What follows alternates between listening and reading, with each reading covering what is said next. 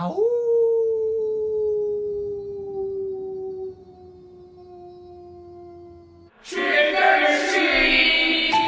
Fellow film fans, what up? It's your boy Tay, and this is Tay Talks Talkies. Yesterday, I finally sat down and watched Werewolf by Night, the newest Disney Plus Marvel presentation, we'll call it. Directed by Michael Giacchino, yesterday was the perfect day to watch it because it was Michael Giacchino's birthday, October 10th. So, what a perfect time to watch his directorial debut. So, without further ado, Werewolf by Night, let's talk about it.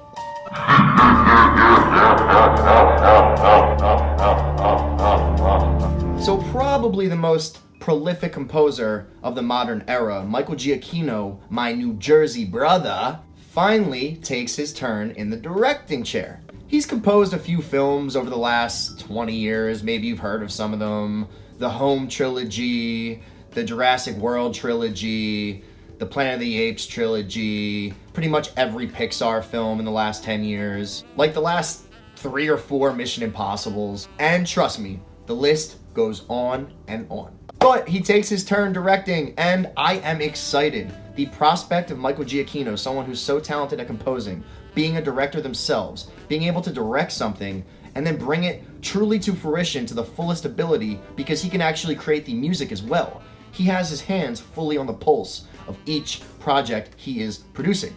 And if Werewolf by Night is any indication of how good of a director he will be, I am excited. Werewolf by Night was awesome. Right off the bat, I have to sing praise for the star, the standout of this feature, and that is, it's a bit of a tongue twister, Miss Harriet Sansom Harris. Say that 3 times fast.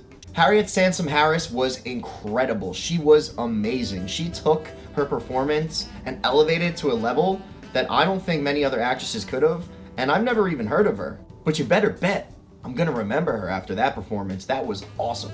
She was great. Then we have to talk about Laura Donnelly. I am excited for her to be a part of the MCU.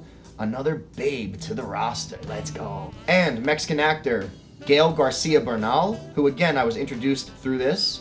Awesome. He was great. He was endearing, and I instantly liked him, and that's the type of protagonist you want, someone that the audience can endear themselves to. Then we have Ted. His name's Ted. Ted was awesome. I think that design for the character was flawless. There were so many intricate details, all the little moss and flowers and little things growing out of them, and I think it was a really cool character design. My only complaint about it was I wish they played with the shadows more. I wish they gave him more of a slow introduction instead of just thrusting him into the camera. Show little parts of it in the darkness to build that fear, build that anticipation. That's my only complaint about Man-Thing. God damn it, I mean Ted. I have to talk about the flaming tuba.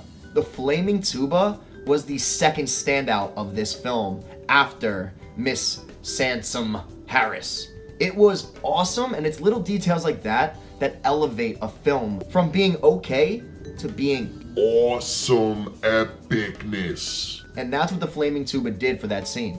It elevated that to a whole new level, and I liked how the tuba can still be heard in the background, signifying that there's new hunters being introduced every minute or so.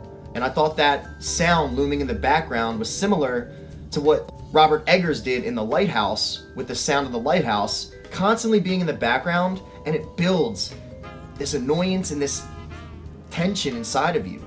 And I thought that was awesome. Now I want to talk about the werewolf itself. I love that they did the werewolf practically. I think practical effects is the way to go. Our eyes are very good at detecting CGI, and I think that's why I haven't liked a lot of Marvel stuff recently, outside of the really flat storytelling.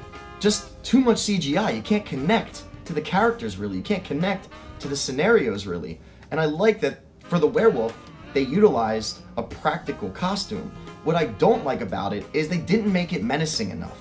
I need a snarling snout for a werewolf. I need claws that are so apparent.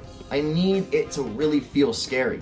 And I just felt like the werewolf itself felt a little kiddish. I felt like it was like a costume, an amazing one, but a costume that you'd see at a really high-end Halloween party or something. It wasn't fear-inducing necessarily. It was almost designed to be friendly because they're gonna try to make Werewolf by Night a hero, which I'm not sure how, because he can't control himself when he's in the werewolf state. Maybe the Bloodstone can play a part in that. They didn't really build the Bloodstone's mythology enough. I didn't know much about it except it makes monsters weaker and it's powerful in the fight against monsters. But that's because it was only 54 minutes long, and that's a huge detriment to what could have been. If it was just twice the length, it would have had more time to introduce the hunters. It would have had more time to have that cat and mouse hunt in the garden where you're building tension and you're seeing those little glimpses of the monster in the shadows, but it's not going to reveal itself till later in it. But with this, because it was only 54 minutes long, Michael Giacchino had to make haste. He had to make things happen quickly, and I think that was the biggest detriment to this. All that being said, I have to proclaim that this is the finest piece of media that we have gotten in the Phase 4 of the MCU. And I say that confidently. I loved No Way Home. But No Way Home not only was relying on the energy that was established by prior installments, but it didn't even tell as rich of a story as I feel like it deserved. The Green Goblin-Spider-Man relationship needed far deeper of an exploration than we got, and that was a huge detriment to that film for me, and it took so much away from me. Werewolf by Night, though, it took risks, and it did something you could say original. As far as the MCU goes, it is original. Obviously, they're riffing on the old monster movies, that genre. It's a direct draw from that, but the MCU doesn't do things like that, and that's why I was excited about WandaVision. WandaVision was the best show, in my opinion, but it's because it did that. It tried to do something original that other MCU things aren't doing.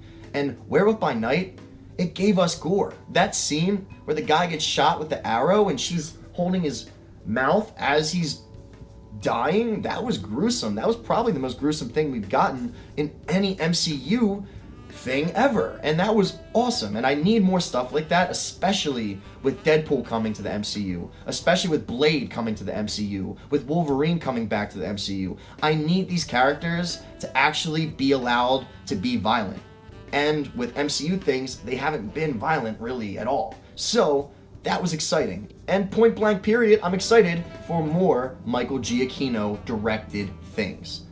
You're the man, Michael Giacchino. I appreciate you greatly. If any film fan out there doesn't, they just aren't a real film fan, because you, sir, have helped make movies even more special, and I know you'll continue to do so. Keep it up. I'm excited for what the future holds. And that's all I got for you guys today. Werewolf by Night. I think it was awesome. I think it was the most exciting thing we've gotten in Phase 4 of the MCU.